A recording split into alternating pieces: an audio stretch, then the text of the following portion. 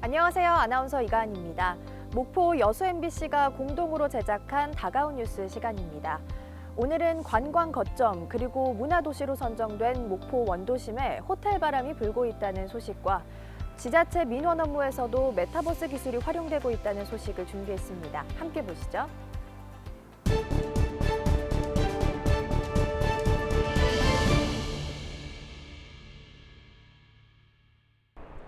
옛 교보생명 건물이 들어서 있던 목포시 호남동 67번지 일원. 축구장 15개를 합한 면적의 땅에 호텔 사업이 추진됩니다. 200실 규모의 19층짜리 4성급 호텔이 예정돼 있고 인근에는 주상 복합 아파트가 44층 높이로 지어집니다. 2024년 하반기 완공을 목표로 하고 있습니다.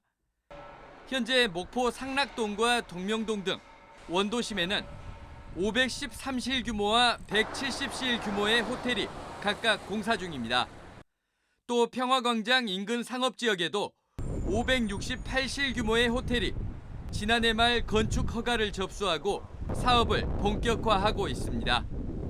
이들 숙박시설은 호텔과 오피스텔의 장점을 모은 주거 형태로 중장기 체류를 위한 시설입니다.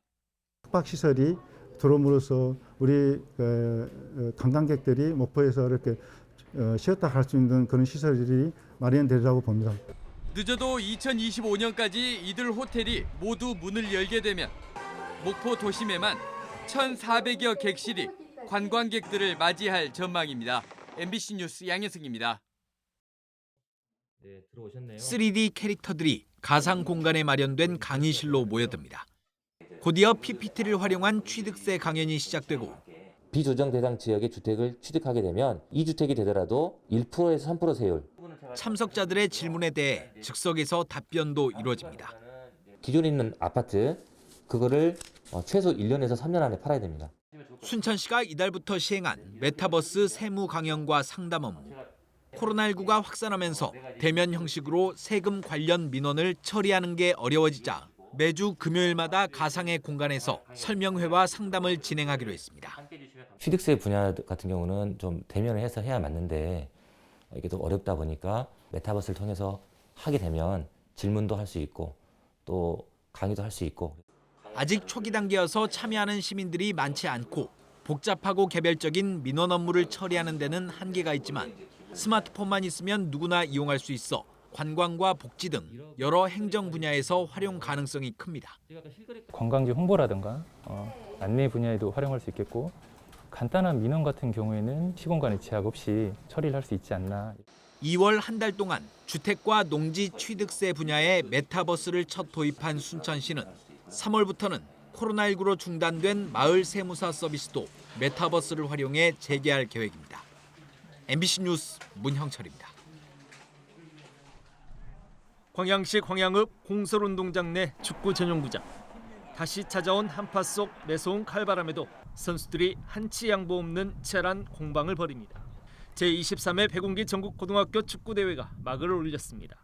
이번 백운기 대회는 새만금FC와 수원FC의 경기를 시작으로 별도의 개막 경기 없이 시작됐습니다. 프로 산하 8개 팀을 포함해 27개 고교팀이 참가해 13일 동안의 고교 최강자를 가리는 열전을 벌이게 됩니다. 800여 명의 참가 선수와 감독, 코치진은 저마다 필승의 각오를 다지고 있습니다. 오늘 첫 게임을 홈팀인 순천구랑 하는데 하여튼 저희가 한 팀으로 똘똘 뭉쳐서 올해는 꼭 8강을 넘어 4강까지 갈 수 있다는 그런 생각으로 선수들과 준비를 했고 그렇게 경기에 임할 것입니다. 특히 이번 백운기 대회는 코로나19의 확산세 속에서 중단됐다 3년 만에 개최돼 대회의 의미와 기대감을 더하고 있습니다. 3년 만에 우리 백운기가 개최돼서 저 역시 우리 광양시를 대표해서 너무 감사하고 또 앞으로 이런 대회를 더욱 즐겁고 또 활기차게 광양 시민과 우리 도민과 우리 전국에서 환영해 줄 수 있는 그런 대회가 꼭 계속 이어질 것이라 생각됩니다. 주최 측은 이번 대회가 코로나19의 확산 상황 등을 감안해 전 경기 무관중으로 열리지만 유튜브를 통해 생중계된다고 밝혔습니다. 코로나19 오미크론의 확산 상황 속에서 어렵게 개최된 대공기 전국 고교 축구 대회. 한국 축구를 이끌어갈 유망주를 발굴하는 국내 최대 전국 규모의 청소년 축구 축제가 한파 속에서도 광양만을 뜨겁게 달구고 있습니다. MBC 뉴스 김주희입니다.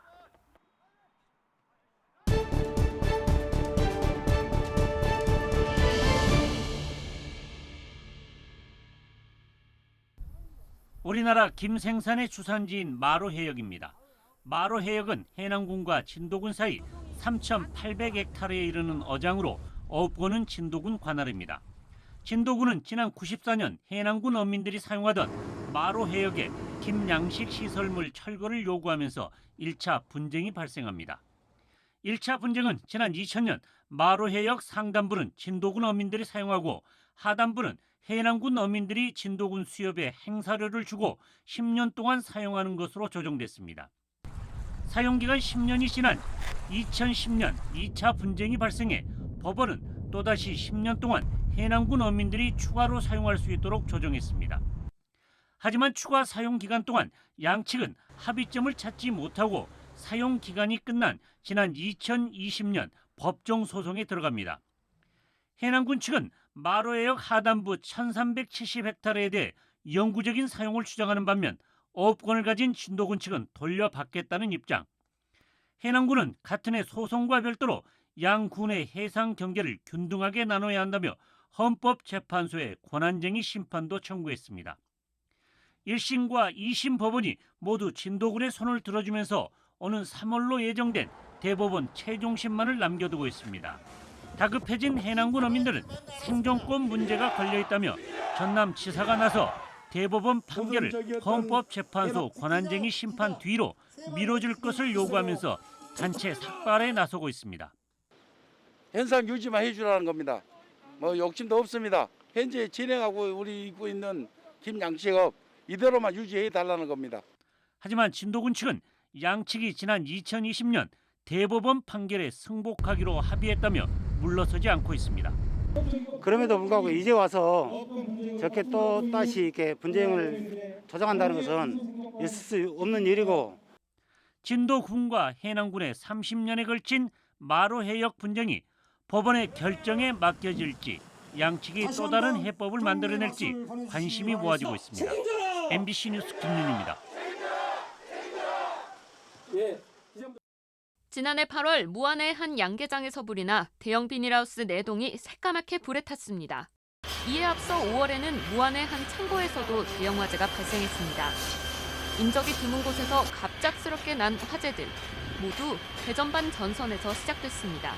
지난해 전국에서 발생한 화재 가운데 22%가량은 전기적인 이유로 발생했고 해마다 증가하고 있습니다. 전기 화재의 주된 원인은 먼지로 인한 트래킹 현상. 전선에 먼지가 쌓이면 전류가 흐르는 연결다리 역할을 하게 되고 갑작스런 과열과 함께 불꽃이 반복적으로 튀면서 불이 나는 원리입니다. 무안소방서는 전선들 사이사이에 강한 바람을 불어넣어서 먼지를 제거하는 장치, 이른바 트래킹 클리너를 만들었습니다. 저희 이제 소방서에서 제공되는 많은 장비들이 있습니다. 근데 이게 저희가 사용하지 않으면 쓸모가 없어지게 되는데 오래된 면체나 폐기된 면체를 활용해서 중점적으로 하는 부분은 이렇게 연결되지 않게 브릿지 역할을 하지 않게끔 하는 용도로 지금 사용하고 있습니다. 먼지를 털어내는 동시에 온도를 낮추고 흡입기로 부산물을 빨아들이면서 습기를 제거할 수 있어 화재 요인을 줄일 수 있습니다. 목분이라든지 톱밥 이런 부분에 대해서 불꽃이 잠깐이라도 붙으면 큰 화재로 이루어질 수 있기 때문에 저희한테는 많은 도움이 되고 있습니다. 무안소방서는 먼지가 쉽게 쌓여서 전기화재가 발생하기 쉬운 공장과 축사시설 등을 찾아가 예방활동을 이어가고 있습니다. MBC 뉴스 양정은입니다. 국보 제304호 진남관. 여수의 상징과도 같은 진남관은 건물 뒤틀림과 집안 하부 침식 등 구조적인 불안정으로 문화재 훼손이 우려돼 지난 2013년 전면 해체 보수가 결정됐습니다. 당초 경사재를 다진 다음 세워진 대형 목조 건축물인데다 일제강점기에는 학교로 사용되면서 변형됐습니다. 2018년 완전 해체됐고 현재는 초석 공사까지 마쳐 목부재 보존 처리와 침옥 공사가 진행되고 있으며 전체 공정률은 68%입니다. 총 사업비는 180억 원, 국비가 70% 지원돼 문화재청 기술지도 사업으로 추진되고 있습니다.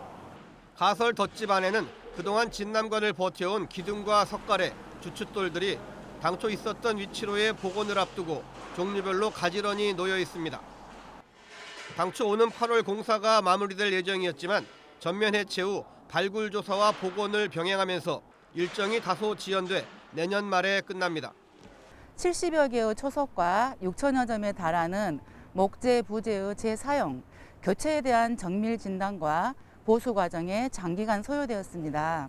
내년 초 진난간 복원이 완료된 후 가설 덧집 해체와 주변을 정비하는 데에도 약 6개월 정도 소요 예상돼 2023년 말경 진난관을 선보일 듯합니다.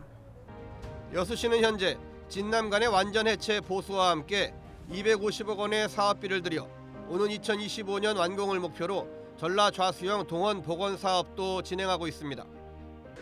현존하는 국내 최대의 단층 목조 건물이자 임진왜란 당시 3도 수군 통제용으로 남해안을 호령하던 진남관의 웅장한 모습은 내년 말 다시 볼 수 있을 전망입니다. MBC 뉴스 최우식입니다.